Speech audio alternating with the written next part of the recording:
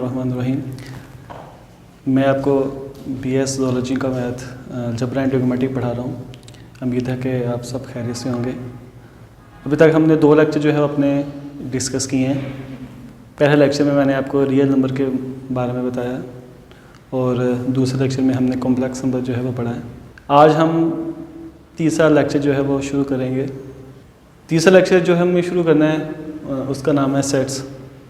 Sets क्या होते हैं ये भी आपने छोटी क्लासेस के अंदर बेसिक चीज़ें आपने सारी उधर पढ़ी हुई हैं।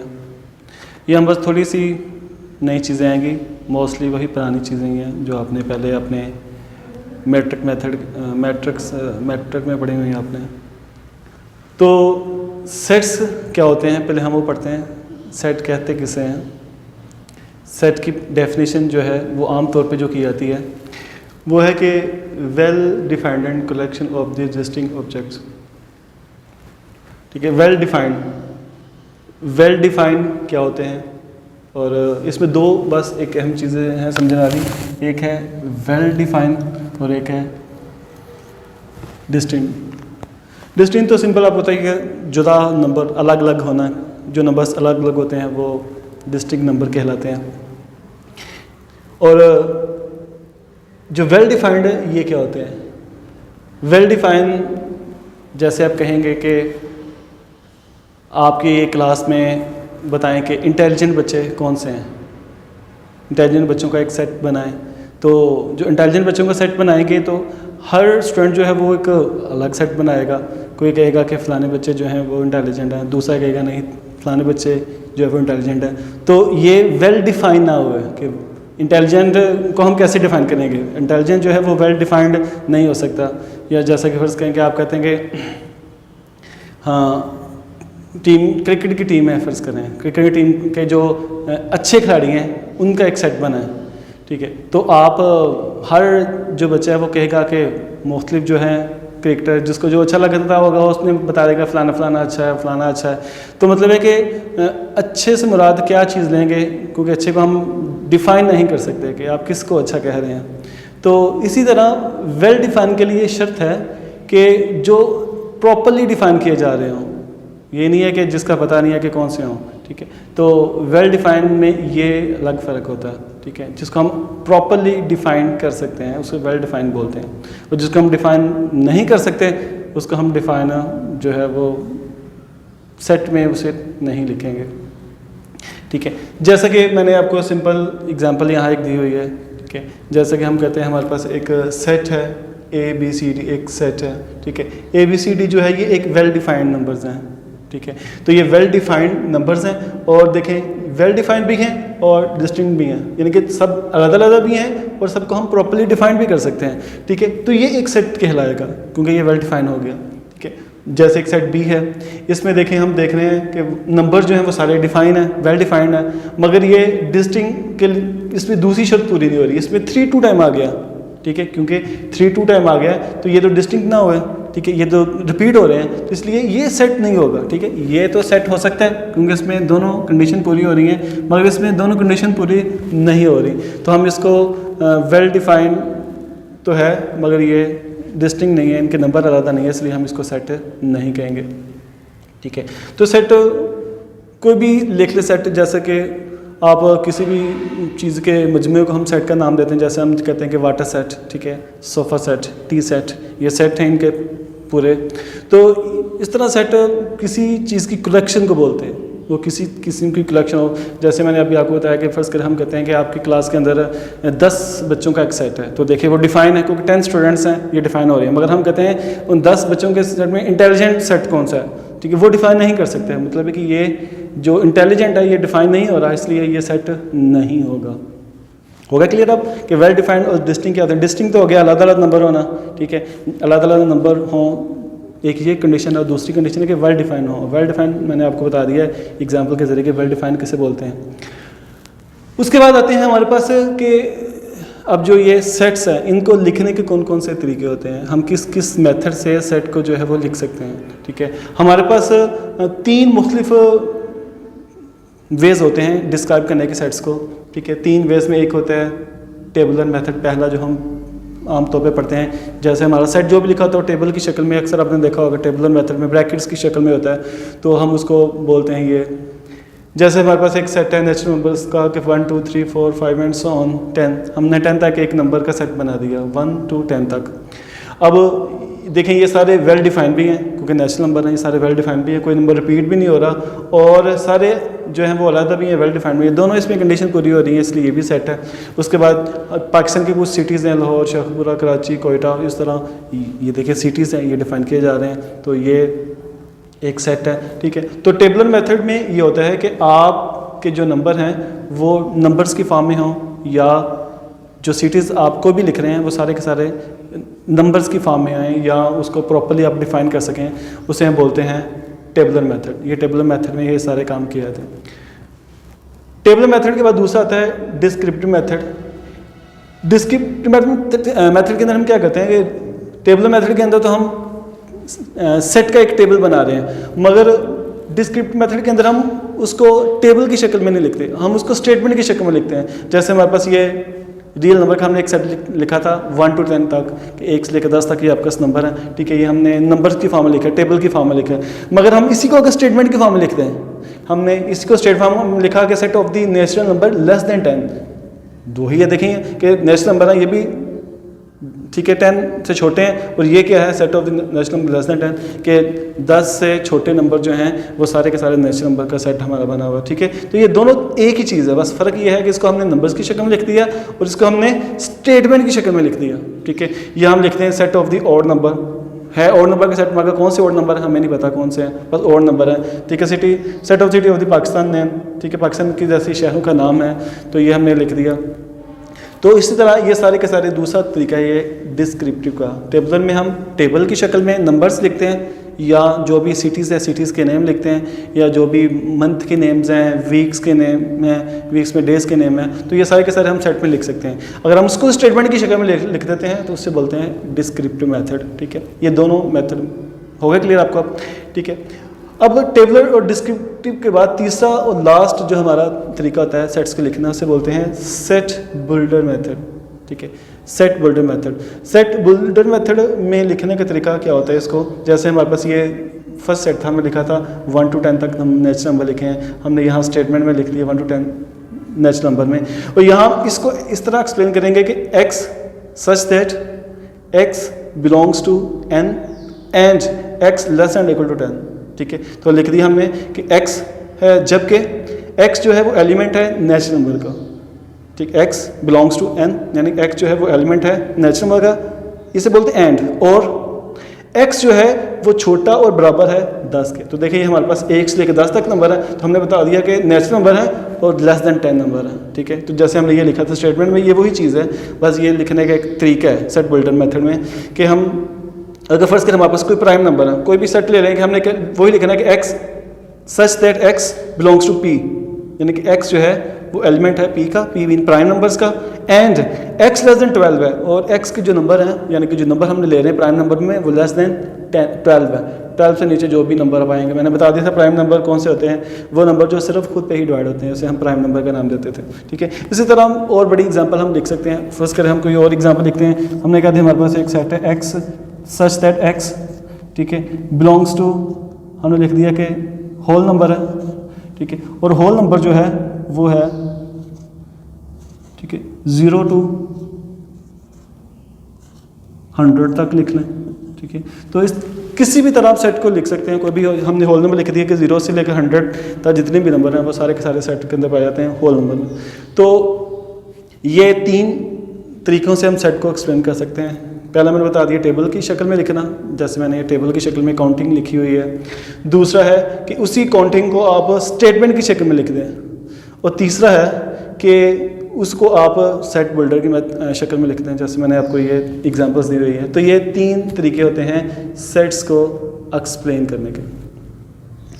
अच्छा, अब पढ़ते हैं सेट्स की टाइप्स कौन कौन सी होती हैं। उससे पहले मैं आपको बता दूं कि सेट ऑर्डर क्या होता है, ऑर्डर कैसे बोलते हैं सेट्स का। ऑर्डर ऑफ सेट से मुराद होता है कि एक सेट में कितने नंबर ऑफ एलिमेंट्स जो है वो पाए जा रहे हैं, उसे हम सेट का ऑर्डर देते हैं, ठीक है। फर्स्ट कर हम कहते हैं हमारे पास एक सेट है जिसमें A B C 3 नंबर हैं, ठीक है, इसमें 3 नंबर हैं, तो मतलब है कि इसका जो ऑर्डर है वो 3 होगा, ठीक है, इसका जो ऑर्डर 3 है, सपोज कि हमारे पास नंबर है 1 2 3 एंड सो ऑन, ठीक है, 10 तक है, ठीक है, जितने भी नंबर होंगे तो नंबर जितने पाए जाते हैं उसके मुताबिक उसका जो है वो सेट्स का ऑर्डर कहलाता है कि एक सेट में कितने नंबर ऑफ एलिमेंट्स हैं, जितने नंबर ऑफ एलिमेंट्स होंगे वो उस ऑर्डर का सेट कहलाएगा। अच्छा, ऑर्डर ऑफ सेट के बाद अब इसकी कुछ टाइप्स हैं, ठीक है, कि सेट्स की कौन कौन सी टाइप्स होती हैं वो अब हम डिस्कस करते हैं। सबसे पहले आता है एम्प्टी सेट।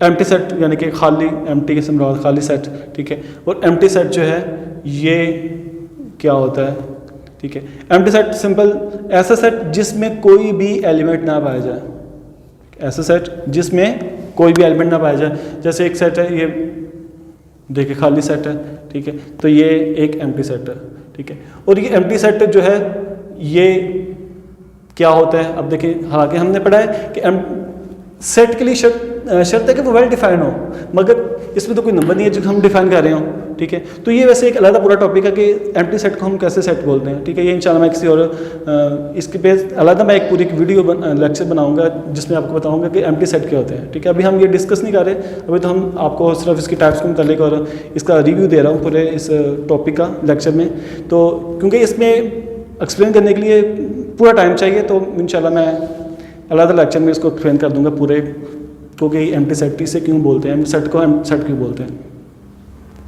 अच्छा जी, एम्प्टी सेट को हम फाइ से भी डिनोट करते हैं, इस तरह हम फाइ लिख लें, फाइ से भी हम एम्प्टी सेट को डिनोट करते हैं, ठीक है। तो उसके बाद आता है सिंगलटन सेट, ठीक है। सिंगलटन सेट क्या होता है, सिंगलटन सिंगल से निकला, सिंगल किसे बोलते हैं, ए को, वाहद को बोलते हैं। तो सिंपल ऐसा सेट जिसमें सिर्फ एक एलिमेंट पाया जाए, सपोज करें कि एलिमेंट ए आ गया, जिसमें सिर्फ एक ही देखिए एलिमेंट है, ये सिंगलटन सेट है। या सपोज करें हमारे पास कोई भी नंबर आ गया, ठीक है, ये एक नंबर आ गया, ठीक है, जिसमें कोई भी एक नंबर सिर्फ आ जाता है, सिंगल एलिमेंट हो, उसे बोलते हैं सिंगलटन सेट, एक नंबर, ठीक होगा, क्लियर। उसके बाद आता है फिनेट सेट, फिनेट यानी कि महदूद नंबर्स, ठीक है, ठीक है, ऐसा सेट जिसमें नंबर ऑफ एलिमेंट जो है वो फाइनाइट हों, जिसको हम फाइनाइट भी बोलते हैं, इन्फिनिट भी बोलते हैं, जैसे आपको आता है पढ़ने आप।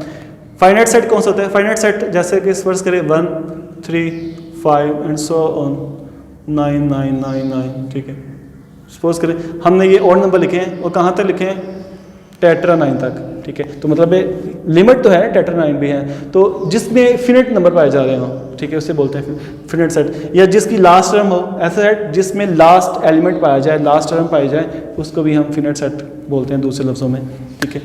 इस तरह और भी एग्जांपल लिख लें, कोई भी एग्जांपल है, फर्ज करें आपके पास कि हमारे पास एक सेट है 2 4 6 and so on, even set है, और ये कहाँ तक है, ठीक है, फर्ज करें 1 लाख नंबर तक है, मगर बेशक 1 लाख नंबर, मगर ये फाइनाइट तो हैं, ख़त्म हो जाएंगे कहीं पे कहीं जहाँ पे, तो ये सारे इसकी एग्जांपल है फाइनाइट सेट की, फाइनाइट सेट की।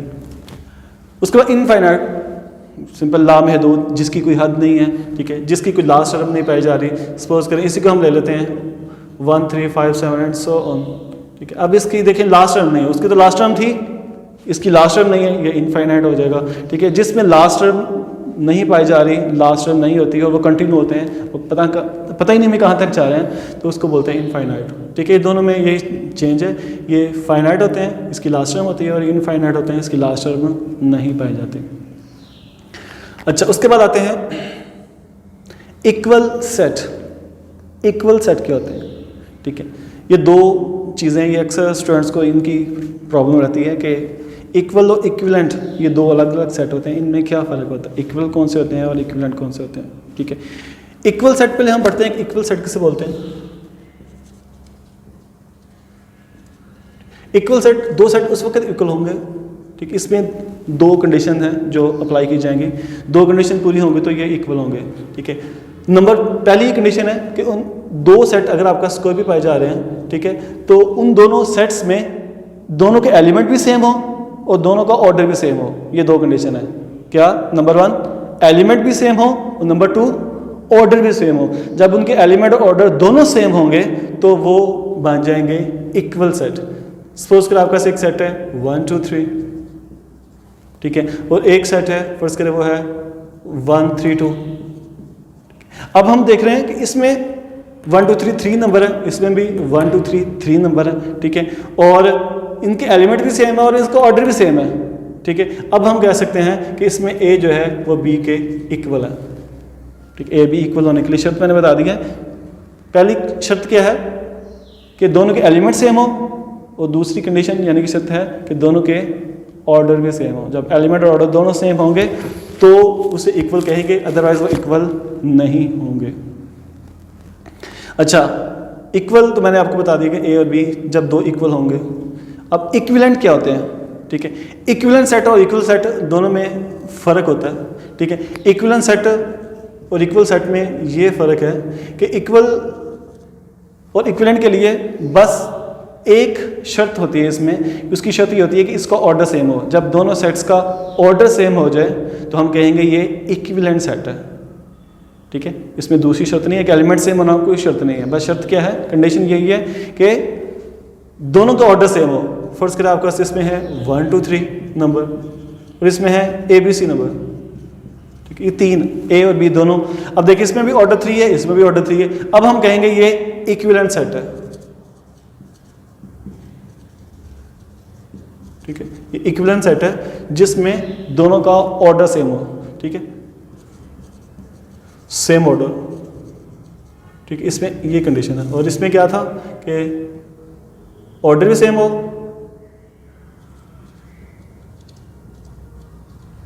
और एलिमेंट भी सेम हो, ठीक है। ये इसमें इसकी दो कंडीशन है, इसकी एक ही कंडीशन है, ठीक है। देखिए ये फ़र्क है इक्वल और इक्विवेलेंट में। अच्छा, उसके बाद पढ़ते हैं कि नेक्स्ट होता है सबसेट। सबसेट क्या होता है, ठीक है।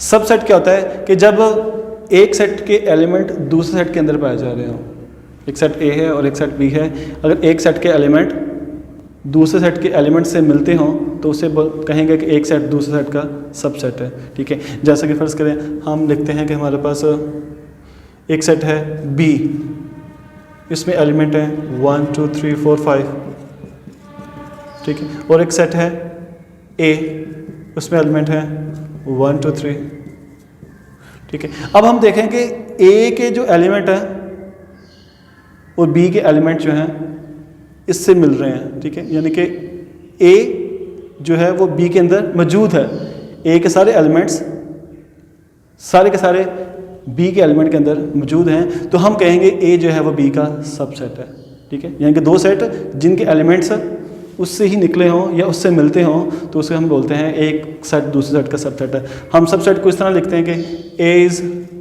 सबसेट ऑफ बी, यानी कि ए जो है वो बी का सबसेट है, क्योंकि ए के जो एलिमेंट है वो बी के एलिमेंट से सेम हो रहे हैं, मिल रहे हैं, तो इसे हम ए और बी का सबसेट का नाम देंगे, ठीक है। या फर्ज करें एक सेट बना लेते हैं सी, उसमें फर्ज करें 3 2 1 ये आ गया, ठीक है।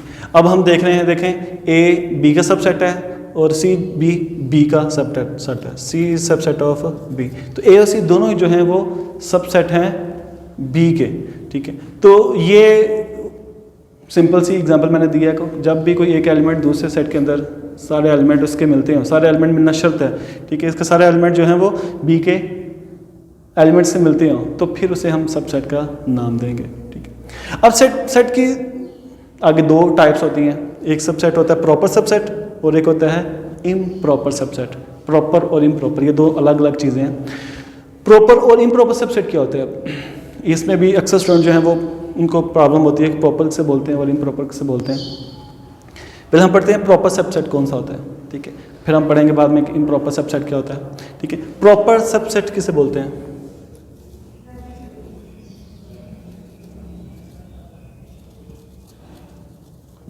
प्रॉपर सबसेट क्या होता है कि ऐसा सेट जिसके सारे के सारे एलिमेंट पाए जा रहे हो सिवाय ए के, ठीक है, ए के अलावा बाकी सारे के सारे अगर एलिमेंट दूसरे सेट के अंदर पाए जा रहे हैं उसे बोलते हैं प्रॉपर सबसेट। जैसे आप देख रहे हैं कि ए बी का प्रॉपर सबसेट है क्योंकि ए के अंदर 3 एलिमेंट्स हैं और बी के अंदर तो 5 एलिमेंट्स हैं, तो मैं देखिए इसमें कुछ एलिमेंट्स जो हैं वो बी के साथ सेम है, जब कुछ एलिमेंट उसके साथ सेम आए दूसरे सेट के साथ उसे बोलते हैं प्रॉपर सबसेट, ठीक है।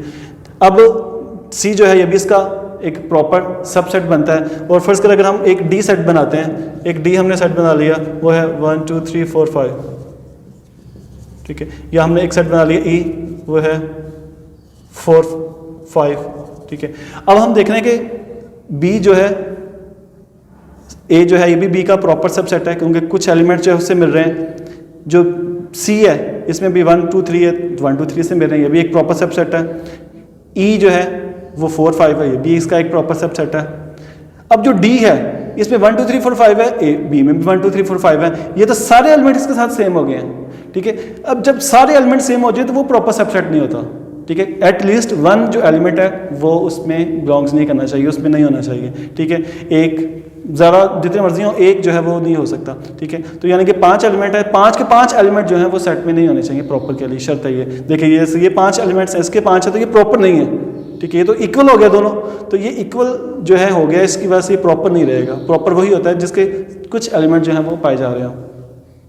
इसलिए हम कहेंगे कि इसमें प्रॉपर सबसेट में ए बी का प्रॉपर सेट है, सी भी बी का प्रॉपर सबसेट है, ई भी प्रॉपर सबसेट है, ठीक है। मगर ई जो है, डी जो है वो प्रॉपर सबसेट नहीं है, ठीक है। ये होते हैं प्रॉपर सबसेट। और इम्प्रॉपर सबसेट कौन से होते हैं? जिसमें सारे एलिमेंट्स आए थे,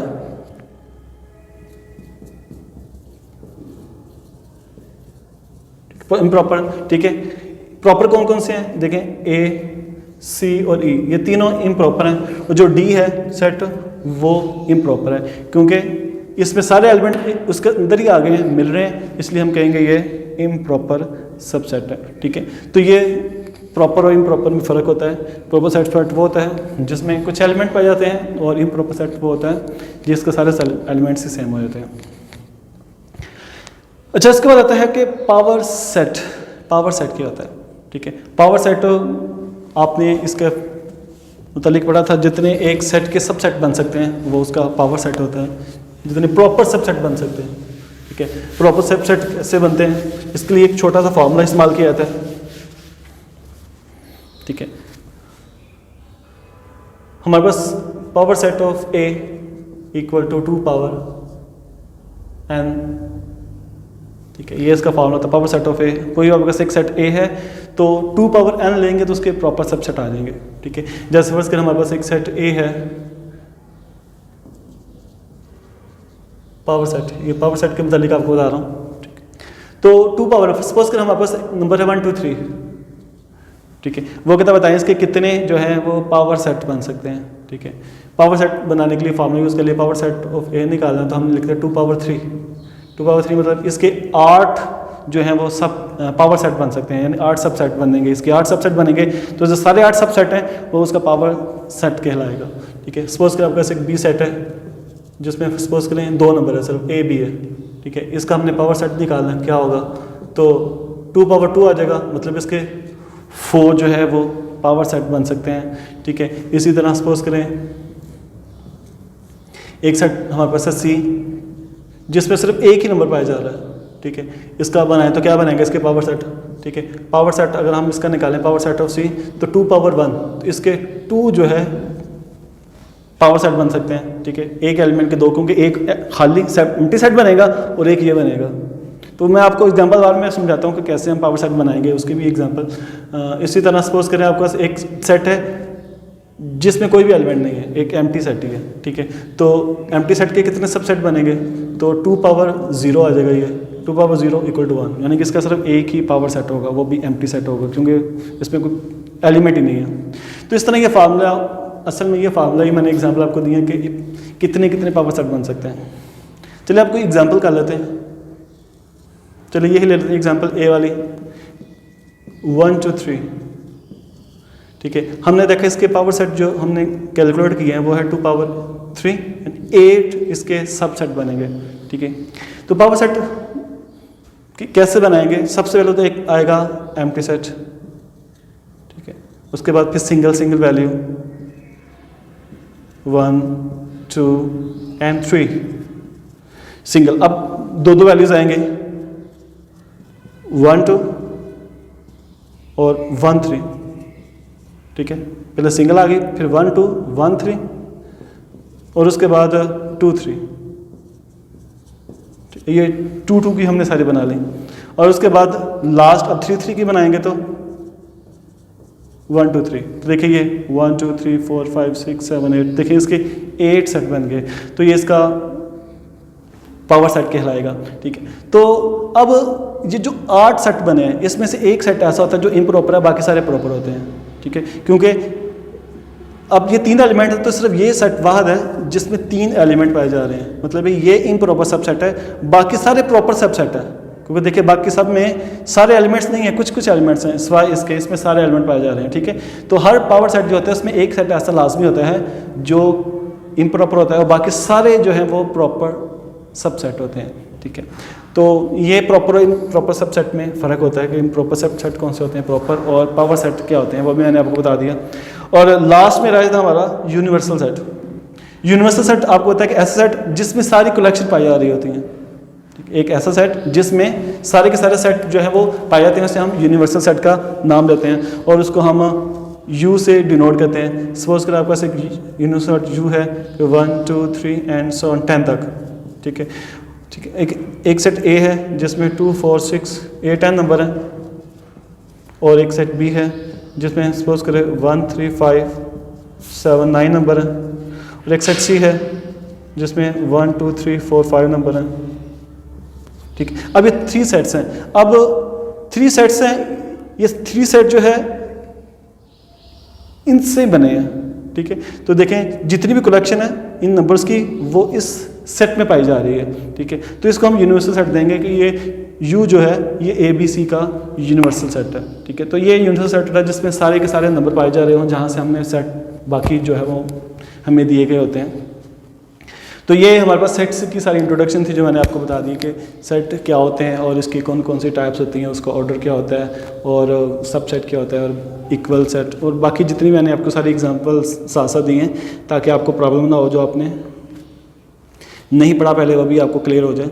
ठीक है, तो इसकी जो असाइनमेंट के तौर पे मैं आपको एक्सरसाइज जो बता रहा हूँ वो अब आप कीजिएगा ताकि आपको इसकी प्रैक्टिस हो जाए और आपको इन सारे इसकी टाइप्स का और इसके लिखने का जो तरीका है, स्पेशली ये तीनों मेथड जो हैं ये आपको एक्सरसाइज करेंगे तो आपको इजीली समझ में आ जाएंगे। ठीक है, इसकी एक्सरसाइज जो है 2.1 है, 2.1 एक्सरसाइज जो है वो आप कीजिएगा अपने प्रैक्टिस के लिए, आपकी ये असाइनमेंट भी है। तो उम्मीद है कि आपको इस लेक्चर की समझ आई होगी। इंशाल्लाह हम नेक्स्ट लेक्चर में फिर आपसे मुलाकात होगी इंशाल्लाह आपकी।